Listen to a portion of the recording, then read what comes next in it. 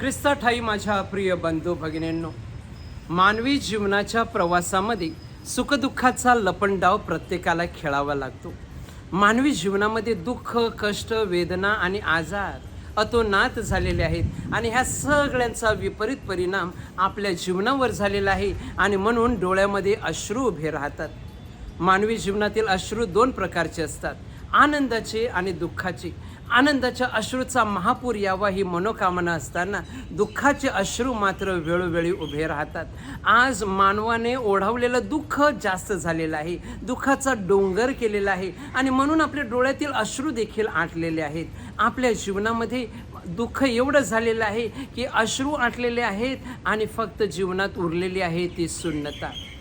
वसंत कानेटकर ह्यांनी लिहिलेलं ते सुंदर नाटक अश्रूची झाली फुलं, ह्या नाटकामध्ये आपण पाहतो प्राध्यापक विद्यानंद एक सच्चा माणूस, प्रामाणिक आणि सज्जन माणूस होता. त्याची कीर्ती दूरवर पसरलेली होती, परंतु एक राजकीय नेता त्याच्या उरावर पेटलेला होता, उठलेला होता आणि मग तो त्याला त्रास देतो, त्याचा छळ करतो, त्याला तुरुंगवास भोगावा लागतो. परंतु ह्या सगळ्या दुःखामध्ये तो असताना त्यानेच आपल्या वर्गामध्ये घडवलेला एक उन्हाळ विद्यार्थी लाल्या हा पुढे पोलीस अधिकारी होतो आणि हा पोलीस अधिकारी आपले प्राध्यापक जे आहेत त्यांची बाजू घेत असतो. ते निर्दोष आहेत ते सिद्ध करतो, त्यांना न्याय मिळवून देतो. म्हणजेच ह्या प्राध्यापकाच्या जीवनामध्ये आलेलं सगळं दुःख आणि दुःखाचे अश्रू त्याचं रूपांतर एका फुलामध्ये फुलतं. माझ्या प्रिय बंधू भगिनींनो, आपले अश्रू पुसणारा फक्त परमेश्वर आहे. तो कधीही आपली साथ संगत सोडत नाही, मात्र त्याला ओळखावं आणि त्याच्यावर विश्वास ठेवावा हे आपण आपल्या जीवनामध्ये करायला हवं. बायबलमध्ये इयोब नावाचा गृहस्थ सज्जन देवभिरू होता, देवाची सेवा करणारा होता, परंतु अचानक त्याच्या घरातील त्याची 10 मुलं मरण पावली. त्याच्याकडे असलेली धनदौलत, संपत्ती सगळं काही निघून गेलं. स्वतःला मोठमोठे आजार झाले. मित्र त्याची टिंगल टवाळकी करू लागले आणि सांगू लागले, तू देवाच्या विरुद्ध कार्य केलेलं आहे म्हणून तुला ही शिक्षा आहे.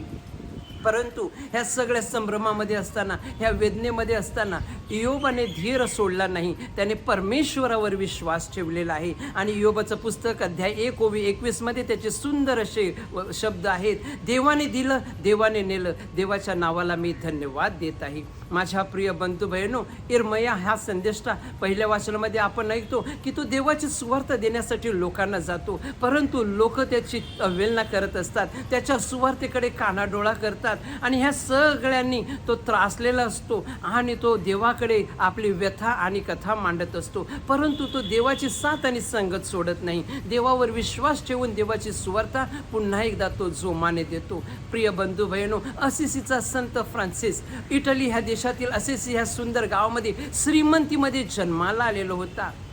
ऐशारामध्ये त्याचं बालपण गेलेलं होतं.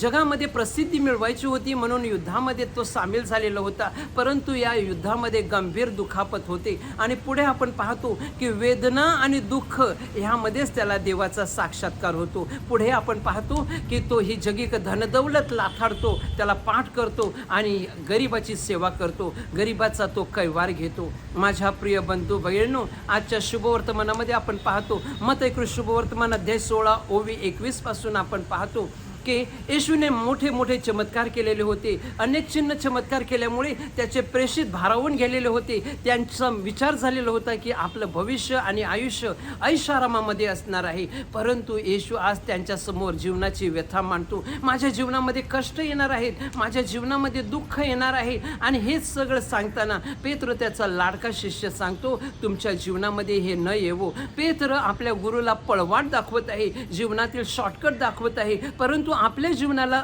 अर्थ देण्यासाठी आपल्या जीवनाचा खरा अर्थ परमेश्वर म्हणजेच आपला प्रभू आणि गुरु येशू आपल्याला दाखवत आहे. मला क्रूसावरील मरण स्वीकारावंच लागेल.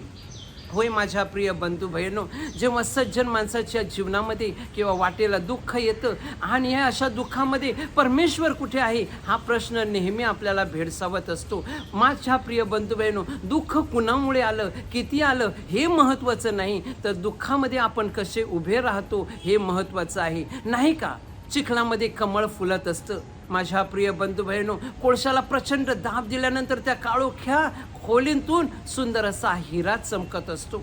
सोन्याला माझ्या प्रिय बंधू बहिणो अग्नीची परीक्षा पार करावी लागते आणि त्याचप्रमाणे माझ्या प्रियांनो आपल्या जीवनामध्ये दुःख आणि कष्ट आपल्या जीवनामध्ये येतात, मात्र परमेश्वर नेहमी आपल्याबरोबर असतो. तो आपल्याला साथ देत असतो, तो आपल्याला आपला हात धरत असतो. मात्र ह्या परमेश्वराला ओळखण्याची ताकद आपल्यामध्ये पाहिजे. म्हणूनच आपला विश्वास दृढ करायला पाहिजे. आज त्या परमेश्वरावर आपण विश्वास ठेवूया आणि पुन्हा एकदा नवजीवनाची सुरुवात करूया.